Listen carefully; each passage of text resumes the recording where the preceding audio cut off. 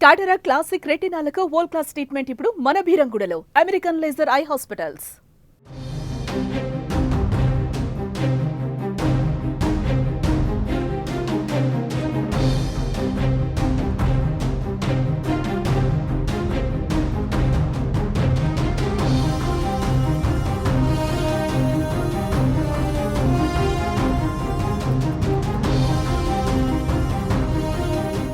హిమాచల్ ప్రదేశ్లో భారీ వర్షాలు బీభత్సం సృష్టిస్తున్నాయి. ఆకస్మిక వరదలు, గ్యాప్ లేకుండా కురుస్తున్న వానలతో హిమాచల్ ప్రదేశ్ చిగురుటాకులా వణికిపోతుంది. ఈ ప్రకృతి విపత్తులో భారీగా ఆస్తి, ప్రాణ నష్టం సంభవించింది. పెద్ద సంఖ్యలో ఇళ్లు కొట్టుకుపోయాయి, మౌలిక సదుపాయాలు దెబ్బతిన్నాయి. దీంతో అక్కడ ప్రజాజీవనం అస్తవ్యస్తంగా మారింది. భారీ వర్షాలకు అక్కడ పరిస్థితులు అత్యంత దారుణంగా మారాయి. తాజాగా ఓ బ్యాంకుని భారీ వరద ముంచెత్తింది.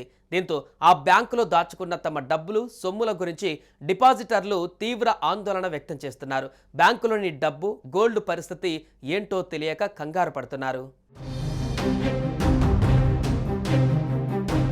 జూన్ 20 నుంచి జూలై 6 వరకు హిమాచల్ ప్రదేశ్లో వరుసగా వరదలు వచ్చాయి. ఏకంగా 23 సార్లు ఇక్కడి ప్రాంతాలు వరదలకు గురయ్యాయి. ఇందులో 78 మంది వరకు చనిపోగా మరో 37 మంది గల్లంతయ్యారు. ఈ వరదల్లో బ్యాంకు కొట్టుకుపోయింది. అక్కడి మండి జిల్లాలో తునాగ్ అనే ప్రాంతంలో ఒకే ఒక్క బ్యాంకు ఉంది. ఆ జిల్లాలో ప్రజలందరూ అక్కడే డబ్బులు దాచుకుంటారు.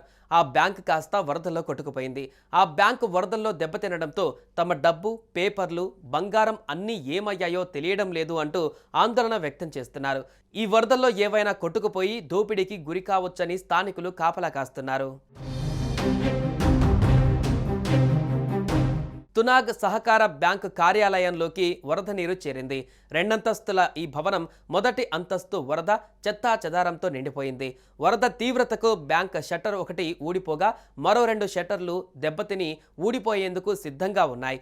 బ్యాంకులో ఖాతాదారులు తాకట్టు పెట్టిన లాకర్లలో భద్రంగా ఉంటుందని భావించిన లక్షలాది రూపాయల విలువైన నగలు, విలువైన డాక్యుమెంట్స్, కోట్లాది రూపాయల డబ్బు ఉన్నట్లు సమాచారం. అయితే చెత్తా చెదారం, వ్యర్థాలను తొలగించిన తర్వాతే నష్టాన్ని అంచనా వేసేందుకు వీలుంటుందని అధికారులు చెబుతున్నారు. తునాగ్ మార్కెట్ ప్రాంతంలో ఉన్న ఈ బ్యాంకులో నిత్యం 150 మంది వరకు వ్యాపారులు ట్రాన్సాక్షన్ చేస్తుంటారు. 8,000 జనాభా ఉన్న తునాగ్ సిటీలో బ్యాంకు ఇదొక్కటే. వరదల కారణంగా కొట్టుకు వచ్చిన విలువైన వస్తువులను ఎవరైనా ఎత్తుకుపోయే ప్రమాదం ఉందని భావిస్తున్న స్థానికులు నిత్యం కాపలా కాస్తున్నారు.